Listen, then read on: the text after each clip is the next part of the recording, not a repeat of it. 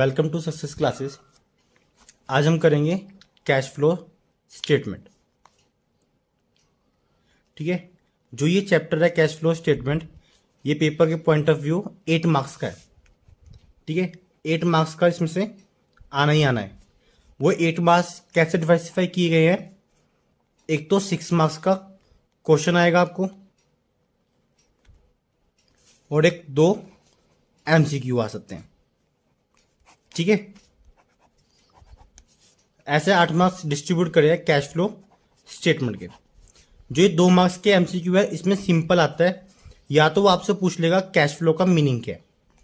ठीक है, कोई आपको ट्रांजेक्शन दे देगा और वो पूछेगा कि ये कैश फ्लो है कि नहीं है। कैश फ्लो का मतलब सिंपल मीनिंग क्या है? इनफ्लो ऑफ कैश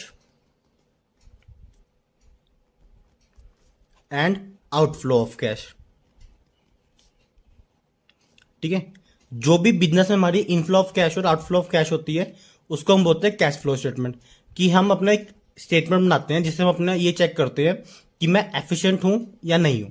ठीक है, तो इनफ्लो ऑफ कैश क्या होता है कि जब भी पैसा फर्म में आएगा, फर्म में पैसा कैसे आता है? इशू ऑफ शेयर्स, कि फर्म ने कोई शेयर्स इशू करे तो पैसा आएगा। उसके बाद कोई सेल्स कर दी, सेल्स ऑफ फिक्स्ड एसेट। ठीक है, जब भी पैसा आ सकता है। उसके बाद फर्म में और पैसा कैसे आता है कि कोई इंटरेस्ट रिसीव किया। ठीक है, पर फर्म में अगर पैसा आ रहा है तो वो है कैश इनफ्लो। अगर आउटफ्लो ऑफ कैश की बात करें तो वही कि हमने रिडीम कर दिया डिबेंचर्स को। ठीक है, डिबेंचर्स को पैसा वापिस कर दिया तो वो क्या हो गया? Outflow of cash. Interest on boring, हमने कोई लोन लिया हुआ था बैंक से, उसका इंटरेस्ट पे कर दिया तो हम उसको क्या बोलते हैं? Interest on boring. एक एग्जांपल की और बात करें कि हम किसी को रेंट पे कर रहे हैं। ठीक है, रेंट पे कर रहे हैं या डिविडेंड पे कर रहे हैं तो वो क्या हो जाएगा हमारा? Outflow of cash. 2 मार्क्स में मेनली यही आता है कि कैश फ्लो इनफ्लो है कि आउटफ्लो है, वो बताना होगा आपको। ठीक है, और इसमें एक एमसीक्यू ऐसे डाल देते हैं। देखो, कैश फ्लो की जो हमने कैश फ्लो स्टेटमेंट है वो 3 एक्टिविटियों से बना हुआ है।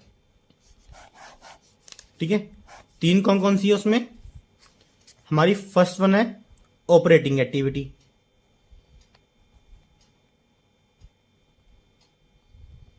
सेकंड है इन्वेस्टिंग, और जो लास्ट एक्टिविटी है हमारी उसका नाम क्या है? Financing activity. ठीक है, मेनली ये 3 एक्टिविटी होती है हमारे कैश फ्लो स्टेटमेंट में, ये आपको पता होना चाहिए। ठीक है, जो ऑपरेटिंग एक्टिविटी है वो हमारे फर्म के सारी ऑपरेटिंग फंक्शंस पे नजर रखती है। फॉर एग्जांपल डेप्रिसिएशन होगी, प्रॉफिट लॉस को जो भी हम ट्रेडिंग कर रहे हैं उस पर नजर रखेगी। इन्वेस्टिंग का मतलब क्या है? इसमें मेनली हमारे फिक्स्ड एसेट्स आएंगे। ठीक है, अब फिक्स्ड एसेट्स आपको याद होगा, आपने बैलेंस शीट देखी होगी, याद गई होगी, तो उसमें फिक्स्ड एसेट्स 2 तरह के होते हैं, एक टेंजिबल एसेट्स और एक इनटेंजिबल एसेट्स। ठीक है, तो उन दोनों पे इसकी मेन नजर रहती है। फाइनेंसिंग एक्टिविटी का मतलब क्या होगा कि मैं अपना फर्म में पैसा कैसे ला रहा हूं। ठीक है, अब फर्म में पैसा कैसे आ सकता है? Issue of shares, issue of debentures, issue of bonds, issue of loan, है ना। और आउटफ्लो ऑफ कैश कैसे होगा फाइनेंसिंग एक्टिविटी में? कि मैंने रिडीम कर दिया डिबेंचर्स को, इंटरेस्ट पे कर दिया, डिविडेंड पे कर दिया, तो वो हो जाएगा मेरा आउटफ्लो ऑफ फाइनेंसिंग एक्टिविटी। ठीक है, एमसीक्यू मेनली ये 2 टॉपिक ही हैं जिसमें से एमसीक्यू मेनली पूछता है। ठीक है, अगर बाकी और कुछ भी पूछेगा तो वो ऑपरेटिंग, इन्वेस्टिंग या फाइनेंसिंग में से ही पूछेगा एमसीक्यूज। ठीक है, तो हम मेन प्रैक्टिकल में चलते हैं। हमारा मेन फोकस इस पे होना चाहिए 6 मार्क्स के क्वेश्चन पे। ये सबसे आसान होता है अगर आप ध्यान से करोगे तो। ठीक है, तो स्टार्ट करते हैं। First, operating activity.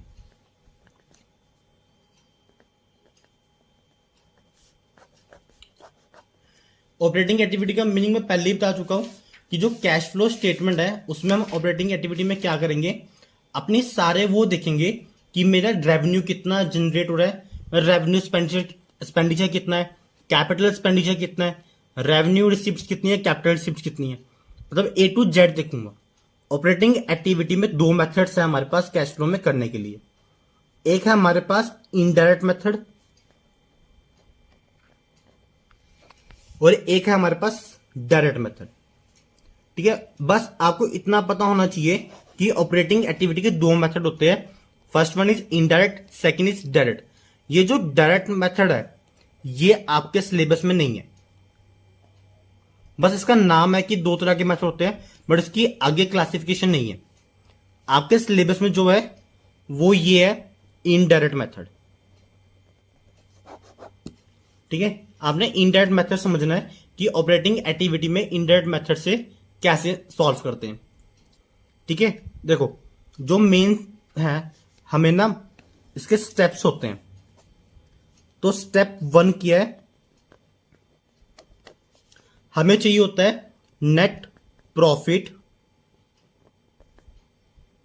Before tax and extra ordinary items. या तो ये मेनली क्वेश्चन में गिवन होता है। ठीक है, अगर ये क्वेश्चन में गिवन नहीं है तो इसको सॉल्व कैसे करोगे। देखो इसको सॉल्व करने का तरीका, मतलब इसकी वैल्यू कैसी आएगी, आपको क्वेश्चन में गिवन होगा statement of profit and loss, statement of profit and loss account.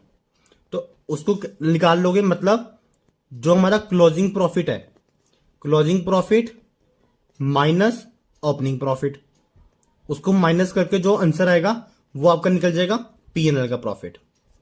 ठीक है, पीएनएल का प्रॉफिट ले लिया। अब इसमें आपने 5 आइटम्स प्लस करनी है और 2 आइटम माइनस करनी है। बस 5 आइटम्स याद रखना। First item transfer to general reserve. ठीक है, जो फर्स्ट आइटम है, फर्स्ट आइटम का नाम क्या है, ट्रांसफर टू जनरल रिजर्व। जो ये ट्रांसफर टू जनरल रिजर्व होता है, इसका मेन क्या है कि जैसे क्वेश्चन में डायरेक्टली गिवन कर देगा कि 10% ट्रांसफर टू जनरल रिजर्व। ठीक है, जो जितना भी ट्रांसफर किया हमने जनरल रिजर्व में वो अमाउंट यहां पे प्लस कर दोगे। सेकंड होता है provision of tax, provision of tax. Provision of tax कौन सा लेना हमने, मेड वाला। जितना हमने ड्यूरिंग द ईयर मेड किया, जितना भी हमने क्रिएट किया ना पीएनएल अकाउंट में, वो प्रोविजन ऑफ टैक्स यहां पे लिया जाएगा। थर्ड लेते हैं हम प्रपोज डिविडेंड। थर्ड वन लिया जाएगा प्रपोज डिविडेंड। प्रपोज डिविडेंड वो लिया जाएगा जितना मैं पूरे साल में पे करता हूं। ठीक है, प्रपोज डिविडेंड कौन सा लेना आपने, पेड वाला। फोर्थ आइटम ली जाएगी इसमें इंटरियम डिविडेंड, और इंटरियम डिविडेंड वही लोगे जो तुम पूरे साल में पे करते हो। ठीक है, ये 4 आइटम्स ले लोगे। अब एक लास्ट आइटम और लोगे प्लस करते हुए, जिसको हम बोलते हैं extra ordinary item debit in PNL account. Extra ordinary item का मतलब क्या है कि वो चीज ना क्रेडिट होनी चाहिए थी, बट तुमने गलती से क्या कर दी, डेबिट कर दी। ठीक है, जब गलती से डेबिट कर दोगे ना तो तुम उसको प्रॉफिट निकालने के लिए प्लस करोगे। ठीक है, ये 5 आइटम्स प्लस करने के बाद जो तुम्हारा आंसर आएगा, ठीक है, उसमें से 2 चीज माइनस करनी है। First one refund of income tax. ठीक है, जितना भी तुम्हें रिफंड मिला ना इनकम टैक्स का, वो तुम इसमें से माइनस कर दोगे। Second extra ordinary item credit in PNL account. जो एक्स्ट्रा ऑर्डिनरी आइटम आप तुमने क्रेडिट कर दी पीएनएल अकाउंट में, उसको भी क्या कर दोगे, माइनस। और जो आपका ये प्लस माइनस का आंसर आएगा उसको बोलते हैं हम net profit before tax and extra ordinary item.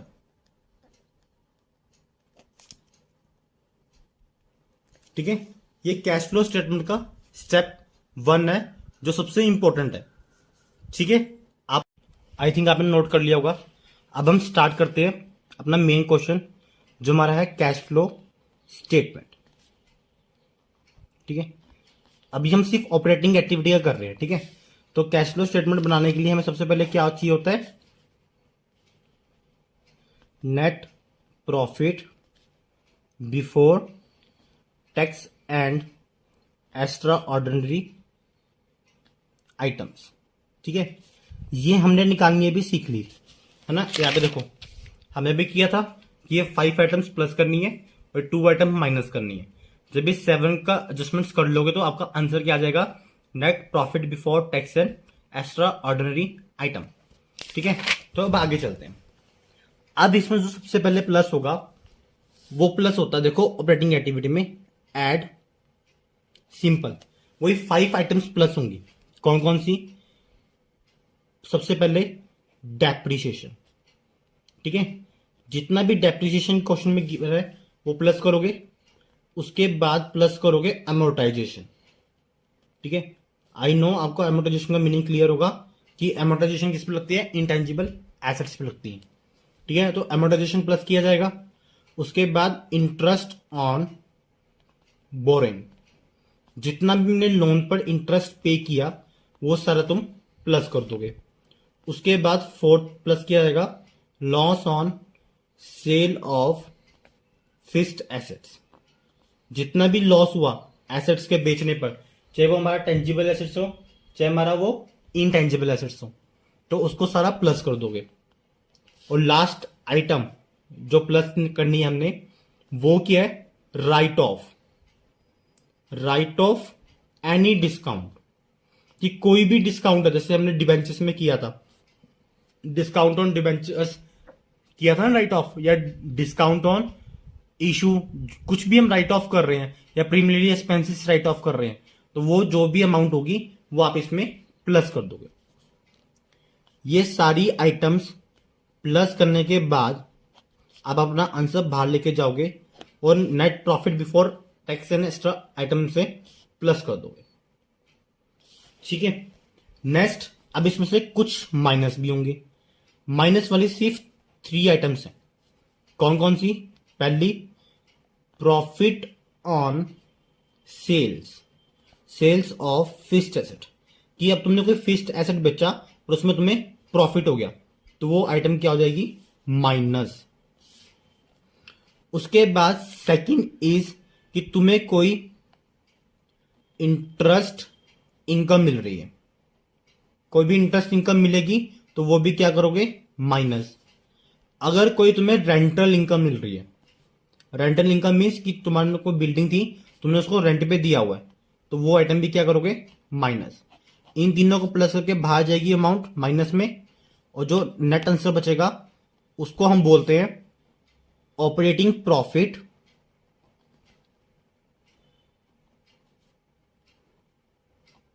Before working capital changes. ठीक है, अब इसके आगे क्या होगा, देखो ये पूरा फॉर्मेट है। ठीक है, फॉर्मेट के अकॉर्डिंग चलना है, फॉर्मेट सही होगा तो आंसर भी आपका बिल्कुल सही आएगा। अब नेक्स्ट स्टेप क्या है इसमें, कि हम इसमें ना ऐड करेंगे, ठीक है, working capital changes. Working capital आपको पता है कि वर्किंग कैपिटल कैसे निकलता है, current assets minus current liability के थ्रू, तो ऐड भी वही करना है। ये साइन जो है ये इंक्रीज का साइन है। ठीक है, इंक्रीज इन करंट लायबिलिटी, जितनी भी करंट लायबिलिटी इंक्रीज होगी, और करंट लायबिलिटी में सब कुछ आएगा, चाहे आपके क्रेडिटर्स हो, चाहे बिल्स पेबल हो, चाहे आउटस्टैंडिंग रेंट हो, चाहे आउटस्टैंडिंग इंटरेस्ट हो, कुछ भी है करंट लायबिलिटी में, अगर वो इंक्रीज हो रहा है तो आपका वो प्लस हो जाएगा।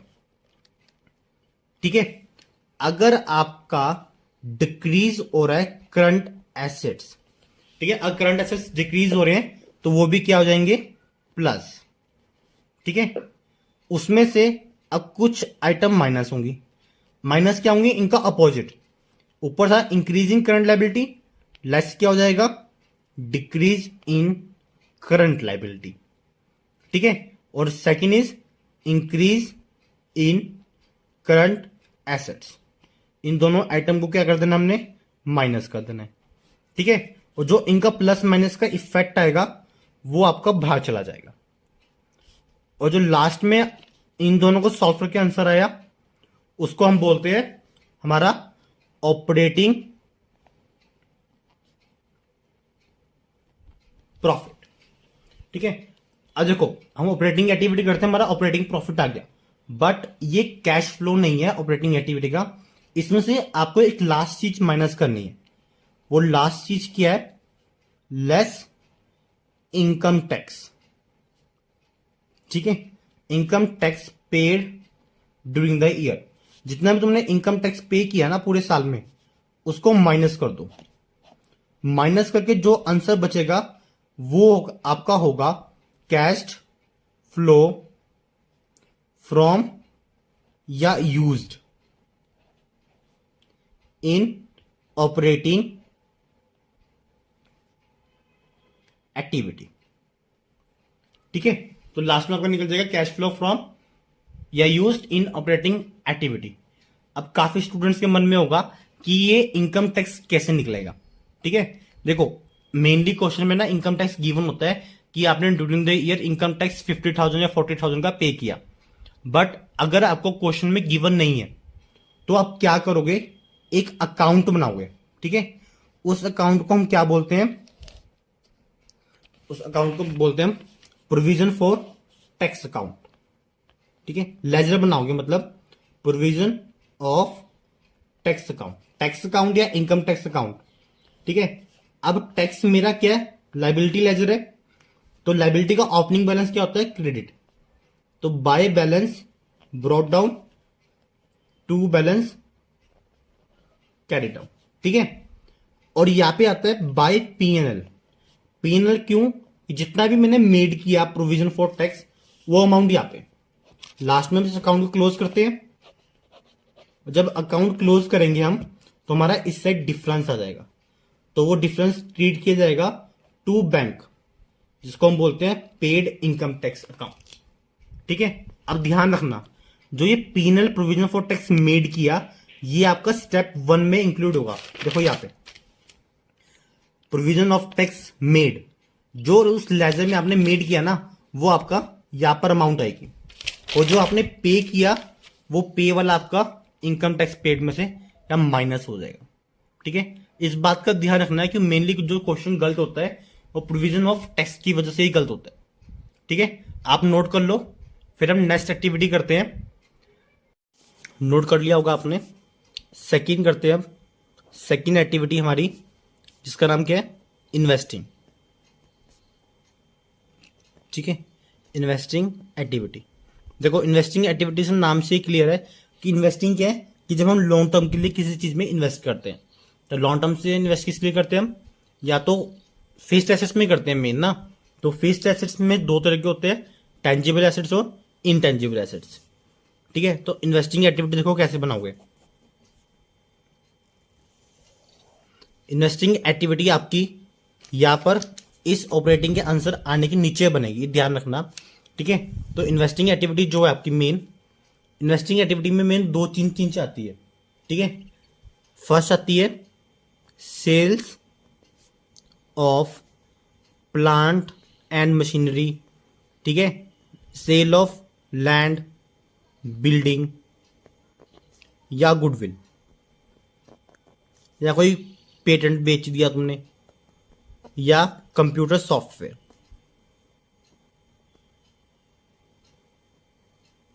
ठीक है। अगर इनकी सेल्स कर रहे हो, जैसे sales of plant and machinery होगी, सेल्स ऑफ लैंड हो गया, sales of building, sales of goodwill and sales of patent, और एक सेल्स ऑफ कंप्यूटर सॉफ्टवेयर, ठीक है। जितनी भी सेल की ना तुमने फिक्स्ड एसेट्स में, चाहे वो टेंजिबल हो चाहे वो इनटेंजिबल हो, तो वो सारी तुम क्या करोगे, ऐड करते जाओगे, ठीक है। और लेस देखो अब क्या करनी है, लेस इसका उल्टा हो जाएगा। लेस में क्या करोगे, परचेज, या मैं सिंपली देता हूं purchase of tangible assets tangible assets में सारा कुछ आ गया आपका, ठीक है। Second, purchase of intangible assets, ठीक है, ये इसमें से माइनस कर दोगे। एक इसमें से ना एक चीज और प्लस होती है, और क्या प्लस होगा इसमें कि अगर any income received through fixed assets, कि अगर तुम्हें कुछ भी इनकम हो रही है फिक्स्ड एसेट से, तो वो उस इनकम को तुम प्लस कर दोगे। फॉर एग्जांपल कि एक कंपनी ने 12% शेयर्स में इन्वेस्ट किया हुआ दूसरी कंपनी के, ठीक है, तो इस कंपनी के लिए तो ये फिक्स्ड एसेट हो गया ना कि मैंने इन्वेस्टमेंट की है 12% के लिए, तो जो वो 12% इंटरेस्ट डिविडेंड मिलेगा तो वो मेरा क्या है, इन्वेस्टिंग इनकम है। तो वो कहां पे ऐड करोगे, इन्वेस्टिंग इनकम में, ठीक है। इस बात का ध्यान रखना, ये सबसे इंपॉर्टेंट पॉइंट है, ये कभी कभार क्वेश्चन गलत कर जाएगा, ठीक है। कुछ भी इनकम रिसीव हो रही है मेरी फिक्स्ड एसेट्स के ऊपर, तो वो सारी इनकम किस में ऐड की जाएगी, इन्वेस्टिंग एक्टिविटी में, ठीक है। इसको लास्ट में जो प्लस माइनस करके आंसर आएगा वो आपका हो जाएगा कैश फ्लो फ्रॉम या यूज्ड इन इन्वेस्टिंग एक्टिविटी, ठीक है। तो इससे आपका आंसर आ जाएगा इन्वेस्टिंग एक्टिविटी का। बट अब क्वेश्चन ये उठता है कि ये जो सेल्स और परचेज है ये निकालनी कैसे, ठीक है। सेल परचेज निकालने के देखो हमारे पास एक ही तरीका है मेन, कि आपको ये चीज याद रखनी है कि हमारा ओपनिंग बैलेंस क्या है और क्लोजिंग बैलेंस क्या है, ठीक है। अगर ओपनिंग बैलेंस क्लोजिंग बैलेंस से हमारा अगर इंक्रीज है तो आपने क्या करिए, परचेज करिए, ठीक है। अगर मान लो ओपनिंग था आपका 1 लाख, अब क्लोजिंग हो गया 2 लाख, तो आपने क्या परचेज करी 1 लाख की,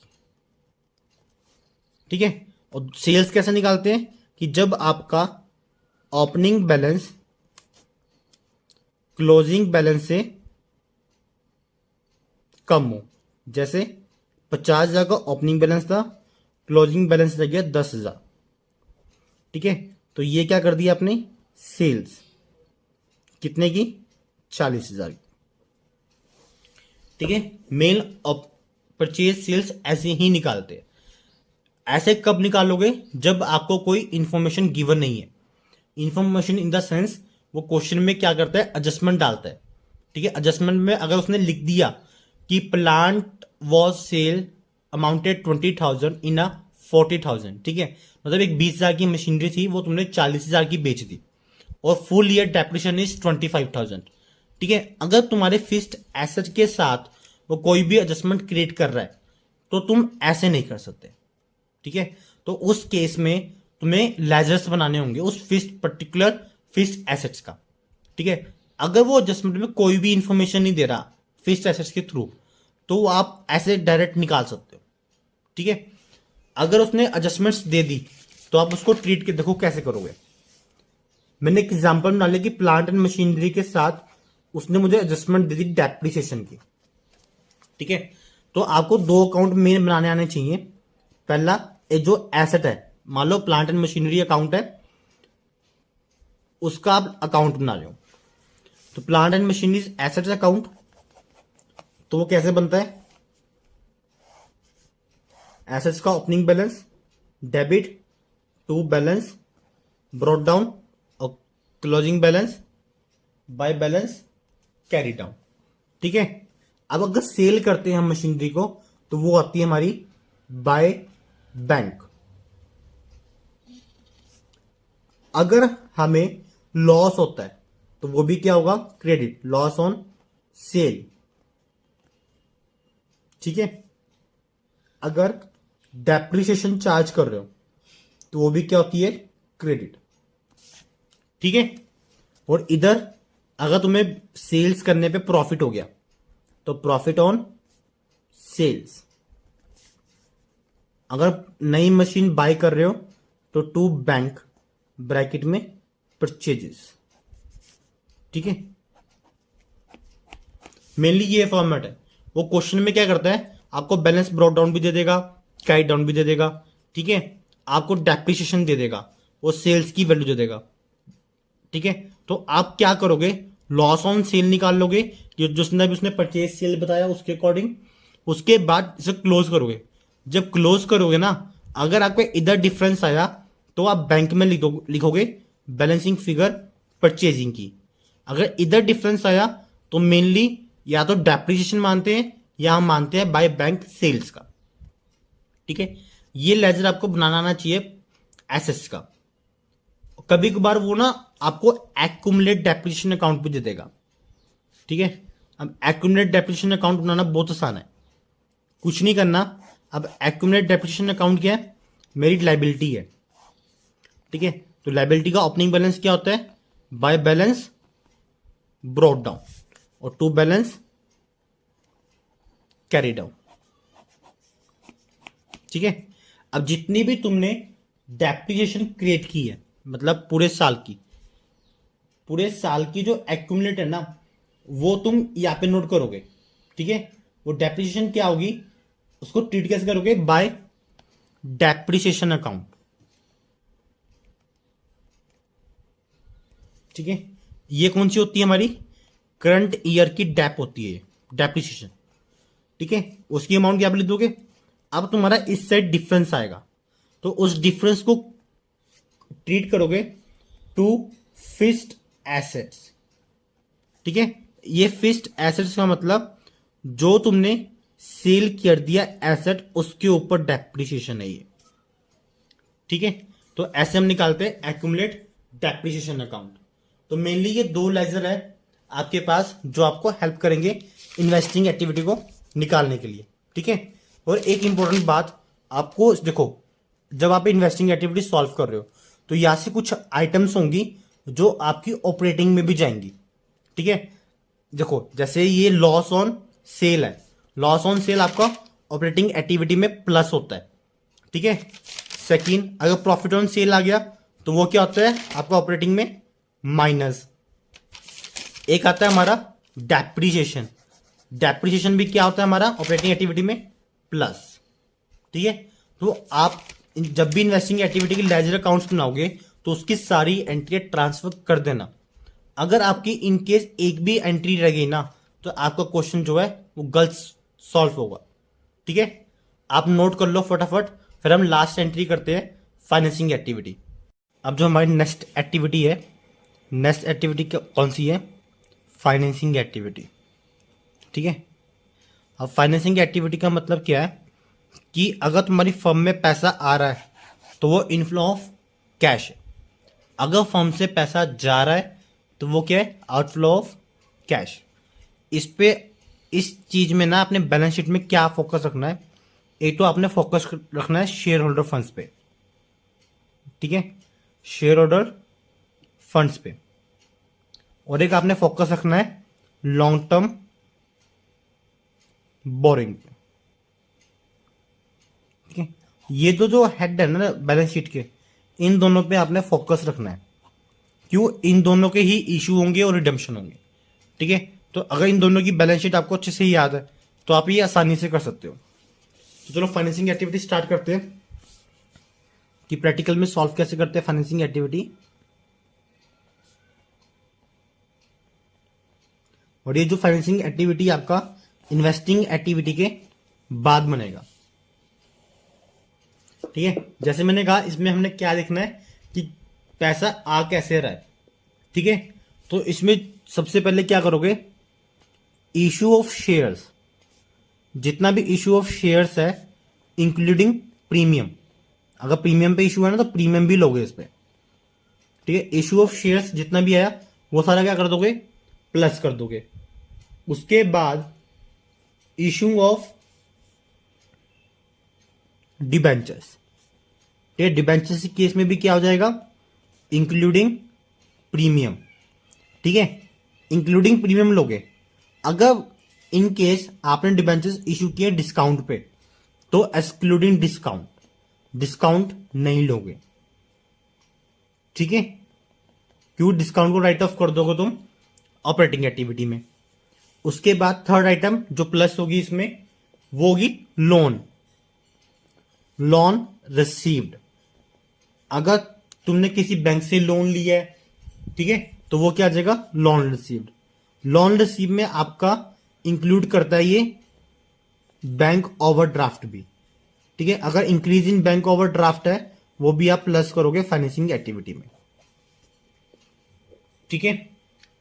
अब आगे चलते हैं, ये होगी इनफ्लो की बात। अब जो भी आउटफ्लो होगा वो आप माइनस कर दोगे। आउटफ्लो क्या होगा, रिडम्पशन ऑफ, सबसे पहले तो भी हम शेयर्स की करते हैं, शेयर्स की नहीं, प्रेफरेंस शेयर्स की, ठीक है। जो हमारे प्रेफरेंस शेयर्स होंगे उनको हम रिडीम कर सकते हैं। प्रेफरेंस शेयर्स की रिडम्पशन माइनस हो जाएंगी। रिडम्पशन ऑफ डिबेंचर्स, डिबेंचर्स भी जब रिडीम करेंगे तो वो भी, इसकी अमाउंट भी क्या हो जाएगी, माइनस। उसके बाद payment of buy back shares, ठीक, कुछ शेयर्स अगर बाय बैक करने पड़ गए तो उसकी पेमेंट्स भी क्या करोगे आप, माइनस कर दोगे। अगर रीपेमेंट ऑफ लोन कर रहे हो कि अब बैंक को लोन वापिस कर रहे हो तो वो अमाउंट भी क्या हो जाएगी, माइनस। उसके बाद हम बात करते हैं इंटरेस्ट की। अगर तुम इंटरेस्ट ऑन बोरिंग भी पे कर रहे हो तो वो भी क्या करोगे, फाइनेंसिंग एक्टिविटी में से माइनस। अगर डिविडेंड पे कर रहे हो, डिविडेंड शेयर से पे करते हैं, अगर डिविडेंड पेड है तो वो भी क्या करोगे आप, माइनस। इन सबको प्लस माइनस करने के बाद जो आपका आंसर आएगा वो होगा कैश फ्लो फ्रॉम या यूज्ड इन फाइनेंसिंग एक्टिविटी, ठीक है। अब आगे चलते हैं। अब जो हमारा क्वेश्चन, अब हमने कैश फ्लो को क्लोज करना है, ठीक है। अब कैश फ्लो क्लोज कैसे होगा वो देखो। अब तुम निकाल लोगे नेट इंक्रीज और डिक्रीज इन कैश फ्लो, ठीक है। अब ये कैसे निकालते हैं मैं आपको मेनली बताता हूं। देखो, जो भी हमारा आंसर आया था ऑपरेटिंग एक्टिविटी का, तुम इसको डिनोट कर लो ए से, ए का आंसर। जो इन्वेस्टिंग आंसर आया उसको मैं डिनोट कर रहा हूं बी से, बी का आंसर। और जो फाइनेंसिंग का आंसर आया उसको डिनोट कर रहा हूं सी से। तो अब इन तीनों एक्टिविटियों के आंसर को प्लस माइनस कर कर जो आपका आंसर आएगा वो होगा आपका net increase and decrease in cash flow, ठीक है।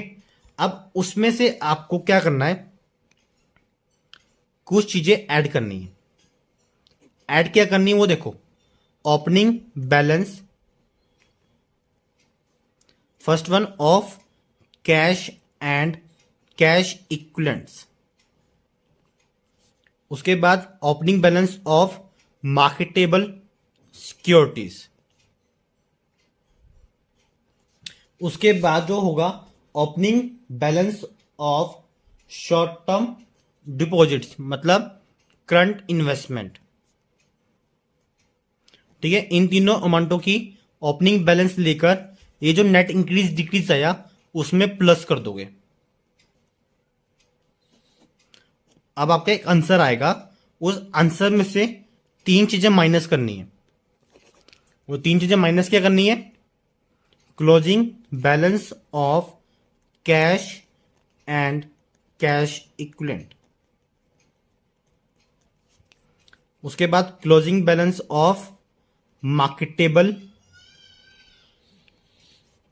सिक्योरिटी, उसके बाद last is closing balance of current investment, ठीक है। इन तीनों को माइनस करके या माइनस कर दोगे और लास्ट में हमेशा आंसर आपका 0 आना चाहिए, ठीक है। अगर आंसर 0 आ गया तो आपका ये क्वेश्चन बिल्कुल राइट है, आपको 6 आउट ऑफ 6 मिल जाएंगे, ठीक है। अगर इन केस आपका आंसर 0 नहीं आ रहा तो मतलब आपका क्वेश्चन जो है वो गलत सॉल्व हुआ है, ठीक है। फिर भी घबराने की जरूरत नहीं है, आपको स्टेप मार्किंग के अकॉर्डिंग मार्क्स मिलेंगे, ठीक है। बट पेपर में एक क्वेश्चन के ऊपर टाइम मत वेस्ट करना। अगर आपका ये सॉल्व हो रहा है तो ठीक है, अगर नहीं सॉल्व हो रहा तो आप नेक्स्ट क्वेश्चन पे शिफ्ट कर जाना और लास्ट में उसको फिर आप सॉल्व कर सकते हो। ठीक है, ये मत करना कि एक क्वेश्चन के पीछे आप पढ़े रहो और आपका मैक्सिमम टाइम वेस्ट हो जाए। आप ये नोट कर लो सारा।